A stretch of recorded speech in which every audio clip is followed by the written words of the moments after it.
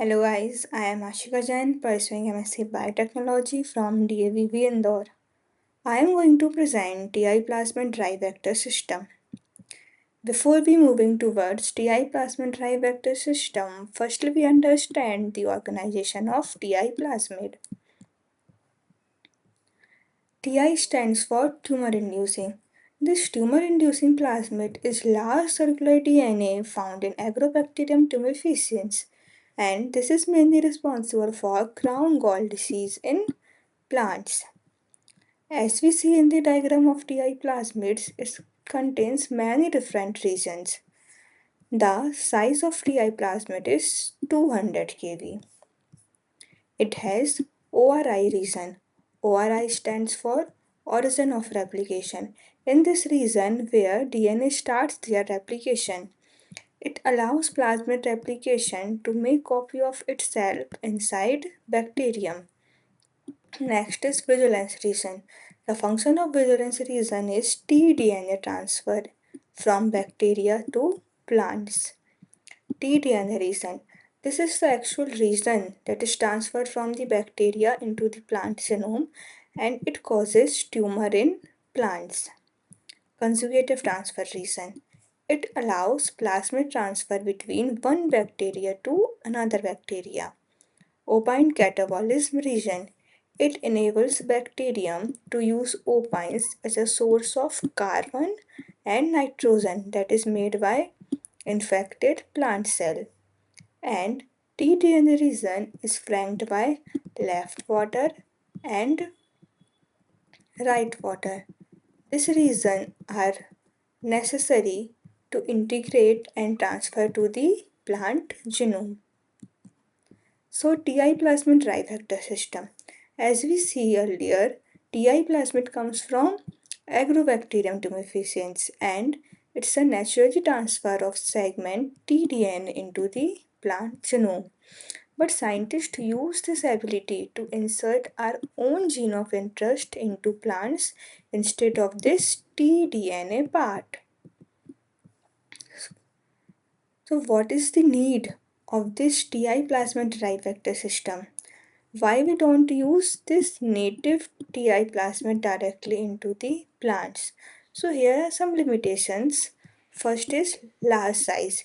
The size of TI plasmid is such a big, about 200 kV, and make it difficult to manipulate in lab. It has tumor induction properties and causes crown gall disease tumor formation in plants. Absence of unique restriction site. These sites are mainly responsible for inserting foreign genes. So how scientists overcome all these problems? To make TI plasmid usable, scientists disarm them. What is the meaning of this disarm? So scientists deleted oncogenes that is responsible for tumor inducing into the plants, and these oncogenes are present in within the tDNA are deleted and they are replaced with the desired foreign gene instead of this tDNA. So here are essential elements are retained or added. First is right and left border sequences necessary for transferring tDNA into the plant genome. Multiple cloning site where foreign genes are inserted. ORI where DNA starts their replication. And selective markers. It helps to identify plant cells that receive the plasmid or not. Example, antibiotic resistance. The first strategy is co-integration strategy. As we understand this strategy with this diagram, this is a small intermediate plasmid called as cloning vector and it is constructed into E. coli. It has gene of interest that has to be cloned and it has DNA segment that is homologous to a part of disarmed TI plasmid. So when we introduce this small intermediate vector into Agrobacterium tumefaciens that is already contain disarmed TI plasmid, Then the homologous recombination occur between the homologous part of these two plasmid. They exchange and join through natural process through homologous recombination.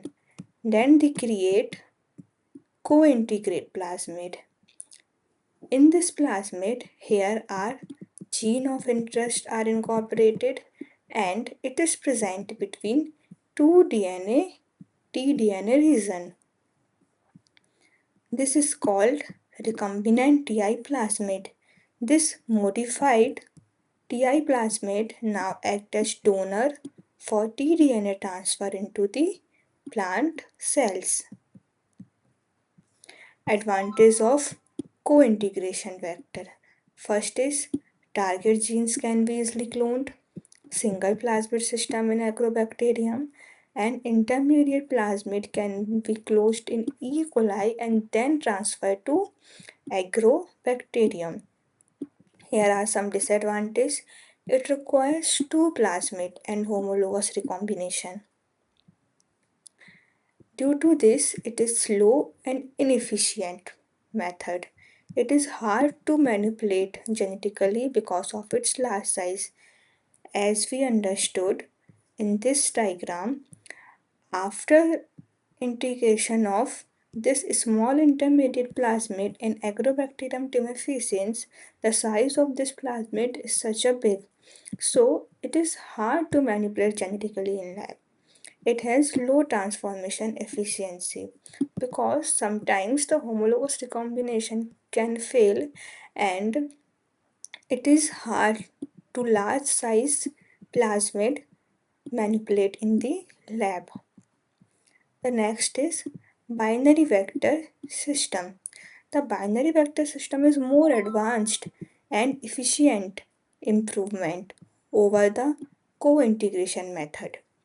So what is the basic principle behind this binary vector system?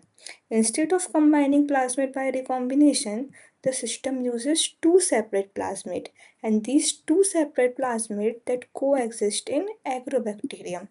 First is binary tDNA vector and second helper Ti plasmid. So binary tDNA region contain left and right border sequence, gene of interest, selective markers and ORI region for both E. coli and Agrobacterium. So as we see in the diagram of binary vector, this is tDNA region. In this region, our cloning sites for plant genes are present, selective markers for plants, selective marker for bacteria and ORI region. The next plasmid is helper Ti plasmid. It lacks tDNA region.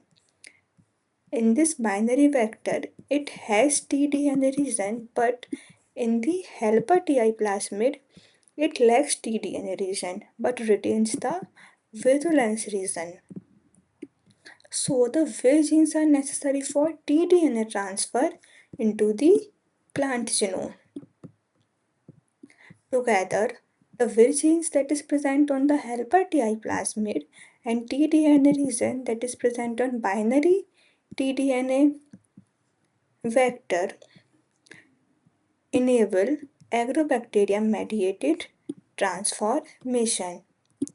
So, the Vir genes that is present in helper Ti plasmids helps to cut out this Ti region, tDNA region that is present on binary vector and transfer into the plant genome.